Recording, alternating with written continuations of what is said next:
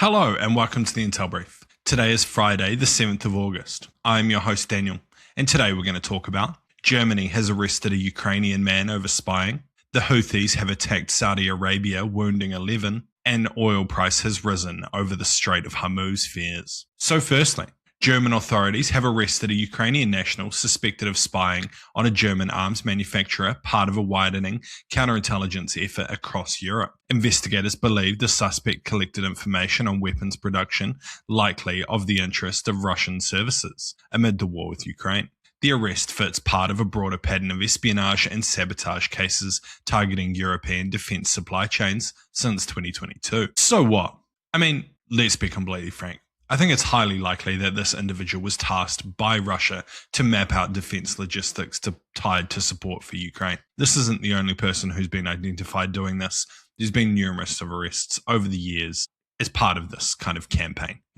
There's a high priority target for Russian intelligence to better understand how Ukraine weaponry is making it into the country, where it's coming from, who's producing it, and where Russia can push other grey zone activities, such as, sabotage efforts like fires or drone attacks. So yeah, I think it's very clear Russian intelligence is highly likely behind this and the wave of espionage against European arms manufacturers.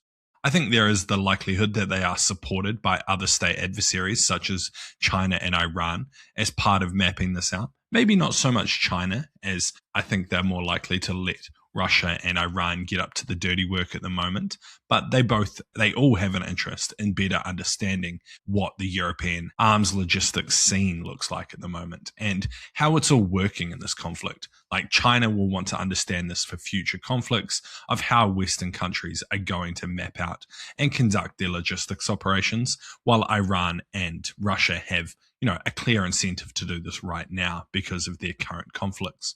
I think further arrests across German defense industry sector is a realistic possibility in the coming months. It's possible that this arrest could lead on to more if this person does get flipped and start, grassing up his other compadres, let's say. But it's also possible that he was an isolated agent that had no understanding or, knowledge of what other operations were taking place. This would be better OPSEC, which, Russia's a pretty skilled adversary at this point. So I think that's quite likely. But yeah, you never know. They could use this to get follow-on targets. And next, a Houthi attack has wounded 11 people in Saudi Arabia, marking a sharp escalation after a long period of relative calm on the kingdom's southern border. The strike signals that Yemenese group's willingness to widen its target set beyond the Red Sea shipping and Israeli-linked interests. It also strains the fragile understanding between Riyadh and the Houthis that had largely held through recent peace talks. So what? I think it's likely that they're using this strike as a bit of leverage to show that they are capable of conducting these types of operations against individuals in Saudi Arabia, trying to ramp up, their strength ahead of any upcoming talks. I think it is possible that this could lead to, retaliatory strikes by Saudi Arabia, including the widening of their air campaign against Houthi positions. Just retaliatory stuff. But that does get into a tit-for-tat kind of escalation pattern, which we have seen in other theatres, particularly with the US and Iran. One person strikes the other, then the other retaliates, and we just sit there going up and up and up until we're back to full-scale conflict. There is the possibility of a wider escalation here if the attacks continue. I think it's likely that Iran is trying to encourage its proxy forces to stir up a bit of trouble to try and spread out the pain and suffering for shipping, especially making it more expensive for the West, and just putting more pressure on the US to give Iran what they want in the current negotiations. And lastly, oil prices have risen sharply ahead of uncertainty over plans to reopen the Straits of Hormuz, the choke point that carries a fifth of global oil crude. So I think the kind of plans that have been talked about is the possibility that Iran will be able to tax incoming ships coming into the Strait of Hormuz, which would be catastrophic. I think it would be an absolute huge upheaval in the way oil trade works in the region, and it would put the costs onto basically everyone. It would be mental. in my opinion, and a complete failure of the US position. I think traders remain wary that any disruption to the waterway could quickly tighten supply and drive prices higher. This is particularly interesting at the moment with stockpiles running out globally.